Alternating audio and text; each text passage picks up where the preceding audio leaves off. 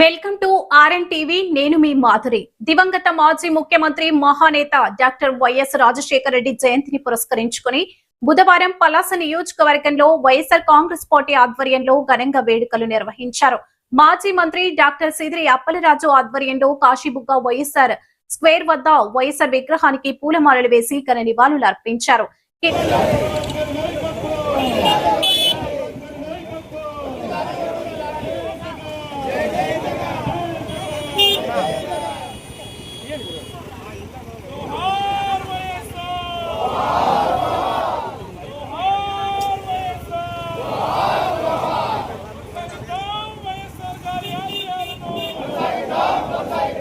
Kidney పరిశోధన కేంద్ర ప్రాంగణంలో ఉన్న మహానేత వైఎస్ఆర్ విగ్రహానికి పార్టీ నాయకులు, ప్రజాప్రతినిధులు, కార్యకర్తలు, అభిమానులు భారీ సంఖ్యలో తరలివచ్చి పూలమాలలు వేసి ఘనంగా నివాళులు అర్పించారు.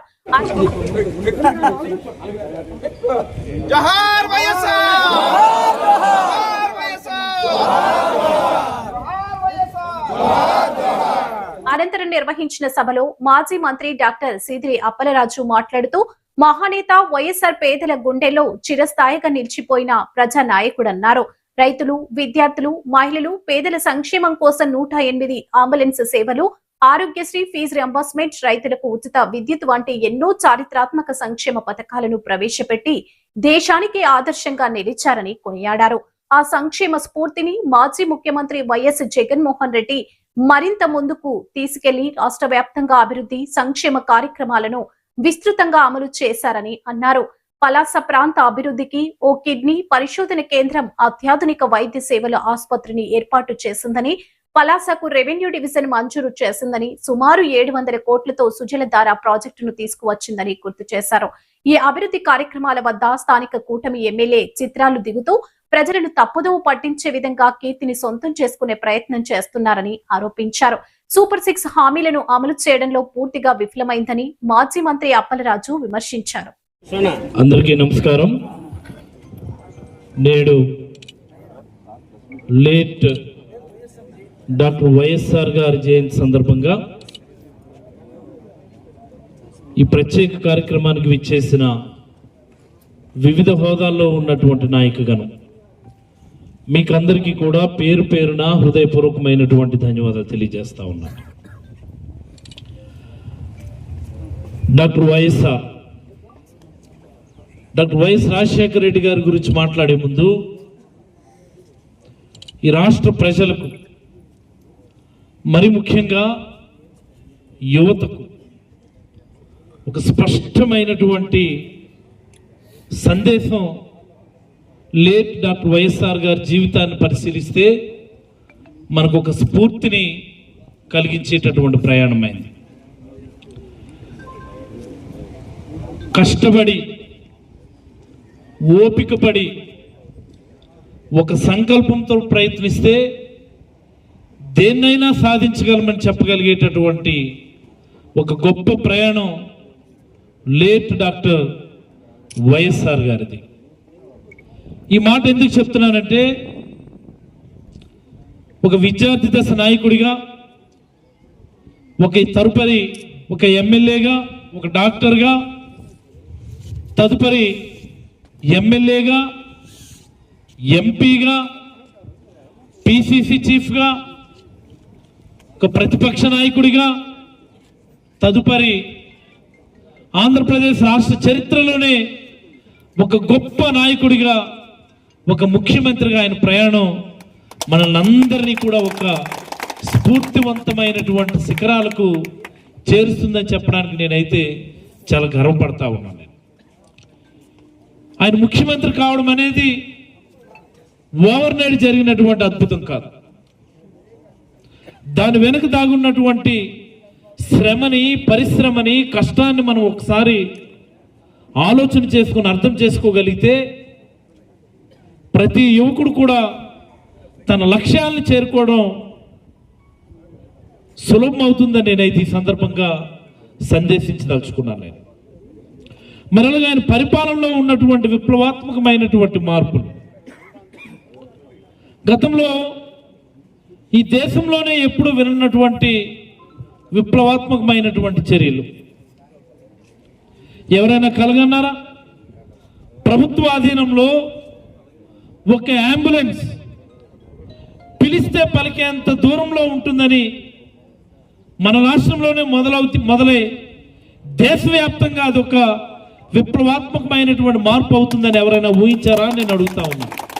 That is late doctor YSR 108 ambulance service అన్నటువంటిది ఆంధ్రప్రదేశ్ రాష్ట్రంలో మొదలుపెట్టి ఈ దేశంలోనే ఒక ఎగ్జాంపులరీ ప్రోగ్రాం కింద మారిందంటే రాజశేఖర్ రెడ్డి గారి ఆలోచన. మరి ఆరోగ్యశ్రీ ఎప్పుడైనా మనం ఊహించామా? ప్రభుత్వమే పేదలకి కార్పొరేట్ వైద్యాన్ని అందించడానికి ముందుకు వస్తుంది అన్నటువంటి ఆ ఆలోచనని ఎప్పుడైనా మనం ఊహించామా అని నేను అడుగుతా ఉన్నాను. దాన్ని సుసాధ్యం చేసి ఈ రాష్ట్రంలోనే కాదు, ఈ ప్రోగ్రాంని చూసి దేశవ్యాప్తంగా ఇదే ప్రోగ్రాంని ప్రతి ప్రభుత్వం కూడా ఇంప్లిమెంట్ చేసుకోగలుగుతుందంటే అది లేట్ డాక్టర్ వైఎస్ఆర్ గారి ఒక గొప్ప దార్శనిక ఆలోచన. ఒక ఫీజు రీయింబర్స్మెంట్, రైతులకి ఉచిత విద్యుత్. ఇప్పుడు ముఖ్యమంత్రి చంద్రబాబు గారు డాక్టర్ రాజశేఖర రెడ్డి గారు ఉచిత విద్యుత్ అని మాట్లాడితే ఏ మాదిరి హేళన చేశారో మనం అందరం చూసాం. మనం ఆ కరెంటు తీగ చూస్తా ఉన్నాం. ఇది కూడా దేశవ్యాప్తంగా ఇంప్లిమెంట్ అయ్యే పరిస్థితి వచ్చింది. ఉచిత విద్యుత్, ఒక జలయజ్ఞం ప్రాజెక్టులు కానీ, పేద పిల్లల చదువుల కోసం ఆయన తీసుకొచ్చినటువంటి ప్రోగ్రాం ఫీజు రీయింబర్స్మెంట్. ఇవన్నీ కూడా దేశాన్ని, దేశ యువతని, దేశంలో ఉన్నటువంటి అన్ని వర్గాల ప్రజల్ని ఒక దశకు చేర్చడానికి ఉపయోగపడేటటువంటి గొప్ప కార్యక్రమాలు రాజశేఖర రెడ్డి గారు ఆ రోజు టేకప్ చేశారని ఈ సందర్భంగా ప్రతి ఒక్కరికి నేనైతే మనం చేయదలుచుకున్నాను. నేను మరి అలాంటి డాక్టర్ వైఎస్ రాజశేఖర రెడ్డి గారు దురదృష్టవశాత్తు మనల నుండి దూరం జరిగిన తర్వాత ఆయన ఆశయాల్ని అప్పటి ప్రభుత్వాలు కొనసాగించే పరిస్థితి లేనప్పుడు మన నాయకుడు శ్రీ వైఎస్ జగన్మోహన్ రెడ్డి గారు పెట్టినటువంటి పార్టీ, ఆయన ఆశయ సాధన కోసం పెట్టినటువంటి పార్టీ వైఎస్ఆర్ కాంగ్రెస్ పార్టీ అని చెప్పి ఈ సందర్భంగా సగర్వంగా మీకు అందరికీ కూడా మనం చేయదలుచుకున్నాను. ఇది వాస్తవం. ఇది ఆ రోజు డాక్టర్ వైఎస్ రాజశేఖర రెడ్డి గారు పేదల కోసం, రైతుల కోసం, ఈ రాష్ట్రంలో ఉన్నటువంటి అన్ని వర్గాల ప్రజల కోసం 10 అడుగులు వేసే పరిస్థితి ఉంటే, మరి ఆయన తనయుడు, ఆయన ఆశయ సాధన కోసం పెట్టినటువంటి పార్టీ వైఎస్ఆర్ కాంగ్రెస్ పార్టీ, ముఖ్యమంత్రి హోదాలో శ్రీ వైఎస్ జగన్మోహన్ రెడ్డి గారు 10 అడుగుల నుంచి 100 అడుగులు వేశారని చెప్పి సందర్భంగా సగర్వంగా తెలియజేయదలుచుకున్నాను. ఏ పిల్లోడిని అడిగినా చెప్తాడు ఈరోజు అమ్మఒడి యొక్క గొప్పతనం. ఏ రైతుని అడిగినా చెప్తాడు ఈరోజు ఒక రైతు భరోసా కేంద్రం, దాని పనితీరు, ఒక వైఎస్ఆర్ రైతు భరోసా, ఉచిత పంటల బీమా గురించి. ప్రతి అక్క చెల్లెమైనా చెప్తుంది వైఎస్ఆర్ ఆసరా అంటే ఏంటో, వైఎస్ఆర్ చేయూత ఏంటో, ఉచిత వడ్డీ పథకం ఏంటో, మహిళల స్వయం అభివృద్ధి ఏంటో ప్రతి మహిళను అడిగినా ఈరోజు జగన్మోహన్ రెడ్డి గారు చేసినటువంటి అంశాల గురించి చెప్తుంది. ప్రతి విద్యార్థి చెప్తాడు జగనన్న విద్యా దీవెన, జగనన్న వసతి దీవెన, అమ్మఒడి, నాడు నేడు అని చెప్పి. ఆరోగ్యశ్రీని మరొక మెట్టెక్కించినటువంటి ఘనత మన నాయకుడు శ్రీ వైఎస్ జగన్మోహన్ రెడ్డి గారు. దురదృష్టవశాత్తు మొన్నటి ఎన్నికల్లో మనం ఓడిపోవడం జరిగింది. మనం ఓడిపోవడం అనే దానికంటే చంద్రబాబు గారు చెప్పినటువంటి వెన్నుపోటు హామీలు, అలవి కాని హామీలు, సాధ్యం కాని హామీల్ని ప్రజలు నమ్మి ఓట్లేస్తే ఈరోజు ఏ మాదిరి వెన్నుపోటు పొడుస్తున్నారో మనందరం కూడా చూస్తూనే ఉన్నాం. మనం ఏ ఒక్క హామీని అమలు చేయకుండానే సూపర్ 6, సూపర్ హిట్ అని చెప్పి ప్రచారం చేసుకుంటున్నటువంటి దౌర్భాగ్య చరిత్ర ఇప్పటి కూటమి నాయకులదని ఈ సందర్భంగా ప్రజలందరికీ మనం చేస్తా ఉన్నాను. నేను చెప్తా ఉన్నా, ఈ ప్రభుత్వం వచ్చి 2 ఏళ్ళు అవుతుంది. ఒక్కటంటే ఒక్క కొత్త పెన్షన్ ఒక్కరికైనా ఇవ్వగలిగారా అని చెప్పి సందర్భంగా ఈ ప్రభుత్వాన్ని నేను అడుగుతా ఉన్నాను. నేను మరి మీరు చెప్పినటువంటి ఎన్టీఆర్ పెన్షన్ కానుక ఎక్కడ పూర్తి స్థాయిలో అమలైందని నేను అడుగుతా ఉన్నా. మహిళా శక్తి అన్నారు, మా ఇంటి మహాలక్ష్మి అన్నారు, 18 సంవత్సరాలు దాటితే నెలకు 1500 అన్నారు. ఒక్క మహిళకైనా సరే 18 సంవత్సరాలు దాటితే 1500 రూపాయలు వాళ్ళ ఖాతాలో జమ అవుతుందా అని నేను అడుగుతా ఉన్నాను. నేను అవుతుందా? లేదు కదా. మరి మీరు చెప్పినటువంటి సూపర్ 6 ఎక్కడ సూపర్ హిట్ అని అడుగుతా ఉన్నా. చంద్రబాబు గారిని అడిగితే అంటారు ఈ మహిళా శక్తి పథకాన్ని P4 ప్రోగ్రామ్కి అనుసంధానం చేశాము. దీనంత దిక్కుమాలిన పథకం, దీనంత దిక్కుమాలిన ప్రోగ్రాం ఈ ఆంధ్రప్రదేశ్ చరిత్రలోనే ఉండదు అని చెప్పి నేనైతే ఈ సందర్భంగా చంద్రబాబు గారు తెలియజేయదలుచుకున్నాను. నేను ఏమిటి P4 ప్రోగ్రాం? డబ్బున్న వాళ్ళ దగ్గర, కోటీశ్వరుల దగ్గర, మిలీనీర్ల దగ్గర పేదల ఆత్మగౌరవాన్ని తాకట్టు పెట్టడమే ఈ P4 ప్రోగ్రాం అని చెప్పి ఈ సందర్భంగా నేనైతే చంద్రబాబు గారికి తెలియజేయాలనుకుంటా ఉన్నాను. నేను ఎవరో డబ్బును వాళ్ళకి అటాచ్ చేస్తారా? ఎవరికి రెస్పాన్సిబిలిటీ? హామీ వాళ్ళు ఇచ్చారా? ప్రతిపక్ష నాయకుడిగా రోజు ముఖ్యమంత్రి అయితే దీన్ని చేస్తానని చెప్పి మీరిచ్చారని నేను చంద్రబాబు గారిని అడుగుతా ఉన్నాను. నేను ప్రభుత్వం ఇస్తామని చెప్పి మీరు హామీ ఇచ్చారు. ప్రభుత్వం తరఫున ప్రతి అక్క చెల్లెమ్మలకి 18 సంవత్సరాలు దాటితే 1500 రూపాయలు ఇవ్వాలని ఈ సందర్భంగా నేనైతే వైఎస్ఆర్ కాంగ్రెస్ పార్టీ తరఫున డిమాండ్ చేస్తా ఉన్నాను. నేను ప్రతి పిల్లవాడికి అమ్మఒడి అన్నారు. 22 లక్షల మంది పిల్లలకి అమ్మఒడి, అదే అమ్మకు తల్లికి వందనం ప్రోగ్రాం ఎగ్గొట్టినటువంటి ఘనత చంద్రబాబు గారికి. 22 లక్షల మంది పిల్లలకి. అంతేకాకుండా ఒక సంవత్సరం అమ్మఒడి ప్రోగ్రాం సైతం ఎగ్గొట్టినటువంటి పరిస్థితులు ఉన్నాయి. ఇలా చెప్పుకుంటూ పోతే నిరుద్యోగ భృతి అన్నారు. ఎవరికైనా వస్తుందా? ఒక్కడికి వస్తుందా? లేదు కదా. మరి మీరు చెప్పినటువంటి సూపర్ 6 ఎక్కడ సూపర్ హిట్ అని అడుగుతా ఉన్నా. ఎలా సూపర్ హిట్ అని నేను అడుగుతా ఉన్నా.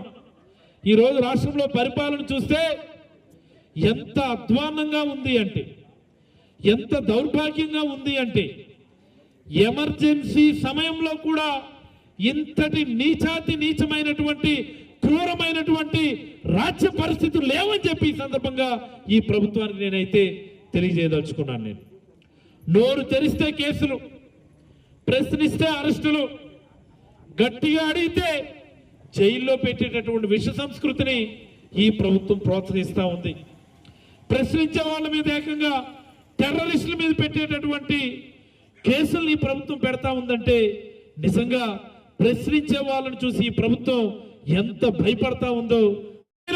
అణచివేత పాలనకి ఎదురొడ్డి నిలిచినటువంటి ప్రతి కార్యకర్తకి, ప్రతి వైఎస్ఆర్ కాంగ్రెస్ కార్యకర్త విజయం అని చెప్పి ఈ సందర్భంగా మీకు అందరికీ మనవి చేస్తా ఉన్నాను. నేను ఈ 2 ఏళ్ల కాలంలో ఎన్ని నిర్బంధాలు ఎదురైనా సరే, ఎన్ని అవరోధాలు ఎదురైనా సరే, ఈ ప్రభుత్వానికి వ్యతిరేకంగా, ఈ కూటమి నాయకుల వ్యతిరేకంగా సూపర్ స్పెషాలిటీ హాస్పిటల్ ఎదురుగా దాని ఆవరణలో ఉన్నటువంటి లేట్ వైఎస్ఆర్ గారి విగ్రహానికి పూలమాల వేసి నివాళులు అర్పించి ఆయన చేసినటువంటి సేవల్ని గుర్తు చేసుకుంటూ జగన్మోహన్ రెడ్డి గారు ఈ ప్రాంతానికి ఇచ్చినటువంటి ఒక వరప్రదాయం ఎదురుగా నేను నిలబడి సగర్వంగా మాట్లాడుతూ ఉన్నా. ఇది మేము చేసినటువంటి అభివృద్ధి అని చెప్పి, ఇది మా నాయకుడు ఈ ప్రాంతానికి చేసినటువంటి అభివృద్ధి అని సగర్వంగా మేము నిలబడి మేము మాట్లాడగలుగుతా ఉన్నాం. మీకుందా అవకాశం? మీకుందా అని నేను అడుగుతా ఉన్నా. ఇదే కాదు, ప్రతి ప్రాజెక్ట్ దగ్గర కూడా వెళ్ళి మేము నిలబడి మాట్లాడతాం. రాబోయే రోజుల్లో మీ 60 ఏళ్లలో నువ్వు కానీ, మీ నాన్నగారు కానీ, మరి ఇంకా అంతకు ముందుకు వద్దులేదు, ఇదిగో మేము చేసినటువంటి అభివృద్ధి కార్యక్రమం అని చెప్పి నీకు చేతనైతే నిలబడి చూపించమని నేనైతే సవాల్ విసరదలుచుకున్నాను. నేను సాధ్యమవుతుందా? అభివృద్ధి అంటే మీ వ్యక్తిగత అభివృద్ధి కాదు, ఒక ప్రాంత అభివృద్ధి, ఆ ప్రాంతంలో ఉన్నటువంటి ప్రజల అభివృద్ధి తప్ప సారా మీద చిల్లరేరుకొని నెల ₹1,00,00,000 చొప్పున, సంవత్సరానికి 12 కోట్లు చొప్పున, ఒక 5 ఏళ్లలో 60 కోట్లు సంపాదించి వ్యక్తిగతంగా మీరు అభివృద్ధి చెందుతా ఉన్నారు తప్ప ఈ ప్రాంతానికి మీరు చేసింది సున్నా అని చెప్పి సందర్భంగా నేనైతే ఈ ఎమ్మెల్యేకి తెలియజేయదలుచుకున్నాను. నేను ఈ హాస్పిటల్ గురించి మనం మాట్లాడుకోవాలి. మనం ఆవిడ ఎప్పుడో చాలాసార్లు ఈ మధ్యన మాట్లాడున్నాను, ఈ హాస్పిటల్ చంద్రబాబు నాయుడే ఇచ్చాడు అని చెప్పి. సిగ్గు లజ్జ ఉందా మీకు? అసలు సిగ్గు లజ్జ ఉందా మాట మాట్లాడడానికి? మీకు చేతనైతే, మీకు దమ్ముంటే మీరు ప్రభుత్వంలోనే ఉన్నారు కదా. చంద్రబాబు నాయుడు గారు అప్పుడు ముఖ్యమంత్రిగా ఉన్నప్పుడు దీన్ని మంజూరు చేశారని మీరు అంటున్నారు కదా. సరే, దానికి సంబంధించిన ఒక చిన్న జీవో చూపించండి. దానికి సంబంధించి ఒక చిన్న జీవో చూపించండి. ఇలాంటిది హాస్పిటల్, ఇన్ని బెడెడ్ హాస్పిటల్ శాంక్షన్ చేశాము, ఇన్ని కోట్లు దానికి మంజూరు చేశామని చెప్పి ఒక జీవో మీరు చూపించండి. దొంగలు మీరు, దొంగలు మీరు. మేము చేసినటువంటి అభివృద్ధి పనులు ఎదురుగా వెళ్ళి నిలబడి ఫోటోలు తీసుకొని ఇది మేము చేసిందే అని చెప్పి క్రెడిట్ చోరీ చేసేటటువంటి దొంగలు మీరని చెప్పి సందర్భంగా నేనైతే పలాస ప్రజలందరికీ ఈ ఎమ్మెల్యే గురించి తెలియజేయదలుచుకున్నాను. మీకు చేతనైతే మీ నాయకుడి దగ్గరికి వెళ్ళండి. మన ప్రాంతానికి ఇంకా చాలా అభివృద్ధి పనులు కావాలి, మంజూరు చేయించుకోండి మీరు వెళ్ళి. ఈ ప్రాంతాన్ని, పలాస ప్రాంతాన్ని రెవెన్యూ డివిజన్ చేసింది మేము జగన్మోహన్ రెడ్డి గారి దయ వల్ల.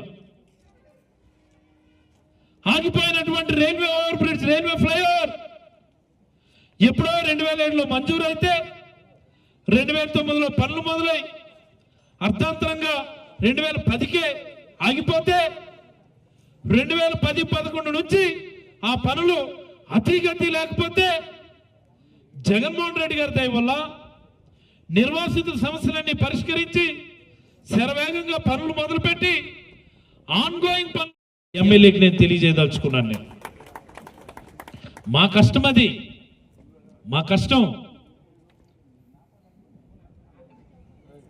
ఒక జగనన్న స్మార్ట్ లేఅవుట్, ఒక జగనన్న కాలనీ, ఒక ఇండస్ట్రియల్ ఎస్సీజెడ్, ఒక వైడ్ అండ్ కేటీ రోడ్డు, ఒక wide and Mansa road, Kasibugga Akkupalli Vajrapukothuru road, Tekkalipatnam Bendigate Vajrapukothuru road, ఇలా చెప్పుకుంటూ పోతే ఈ డబుల్ రోడ్లన్నీ కూడా జగన్మోహన్ రెడ్డి గారి దయ వల్ల మేము చేసినవి అని చెప్పి సందర్భంగా నేనైతే ఎమ్మెల్యేకి తెలియజేయదలుచుకున్నాను. నేను ఇవి ప్రాజెక్టులు అంటే 700 కోట్లతో ఎక్కడో హిర్మన్లో నుంచి ప్రతి ఇంటింటికి కుళాయి ద్వారా మంచినీళ్ళు ఇచ్చే కార్యక్రమాన్ని వైఎస్ఆర్ సుజలధార ప్రాజెక్ట్ మేము టేకప్ చేస్తే ఆ ట్యాప్ ఆన్ చేస్తుంది ఈవిడ. ఆ ట్యాప్ ఆన్ చేసి అక్కడ ఫోటో దిగితే స్టైల్గా మేమే ట్యాప్ ఆన్ చేసామని చెప్పి సంతోషం. ఎన్ని ఫోటోలన్నా దిగవు, కానీ దాని వెనక లేట్ డాక్టర్ వైఎస్ఆర్ గారి తనయుడు శ్రీ వైఎస్ జగన్మోహన్ రెడ్డి గారి సంకల్పం ఈ ప్రాంతం పట్ల ఉంది అనేది చెప్పాల్సినటువంటి అవసరం ఉందని ఎమ్మెల్యేకి తెలియజేయదలుచుకున్నాను. మా శ్రమ ఉంది దాని వెనకాల, మా శ్రమ ఉంది. మున్సిపాలిటీ డ్రింకింగ్ వాటర్ ఎవరిచ్చారు? అది ఎవరి హయాంలో మంజూరైంది? ఎవరి హయాంలో శంకుస్థాపన జరిగింది? ఎవరి హయాంలో పనులు మొదలయ్యాయి? 110 కోట్లతో మున్సిపాలిటీకి ఇంటింటికి కుళాయి ద్వారా మంచినీళ్ళు ఇచ్చే పథకాన్ని మంజూరు చేసింది జగన్మోహన్ రెడ్డి గారు. దాని వెనుక మా కష్టం ఉంది. పాపం ఇప్పుడు నీవు ఎంత కష్టపడుతున్నావు, మున్సిపాలిటీకి మంచినీళ్ళు ఇస్తావు, మున్సిపాలిటీకి ఏంటి ఇచ్చేది నాకు అర్థం కాదు. నీ బొంద. జగన్మోహన్ రెడ్డి గారి సంకల్పం ఈ ప్రాంతానికి మంచి చేయాలి. దాని వెనుక మా శ్రమ ఉంది, మా కృషి ఉంది. నీకు సాధ్యమయ్యేదంతా ఒకటే, ఎన్ఆర్ఈజీఎస్ మెటీరియల్ కాంపోనెంట్తో మేము వేయకుండా మిగిలి చేసినటువంటి ఏమైనా వీధులు గ్రామాల్లో ఉంటే అక్కడ నీవు చేయగలిగే ఒక చిన్న సీసీ రోడ్డు, ఒక చిన్న సీసీ డ్రైన్ తప్ప నీకు మరొకటి చేత కాదు అని చెప్పి ఈ ఎమ్మెల్యేకి అయితే నేను తెలియజేయదలుచుకున్నాను. నేను నాకు అర్థమవుదు. అభివృద్ధి అభివృద్ధి అట బ్రహ్మాండంగా అభివృద్ధి చెందుతున్నారు. మీరు వీధికో బెల్ట్ షాప్ పెట్టారు. ప్రతి ఊరా బెల్ట్ షాపులు పెట్టారు.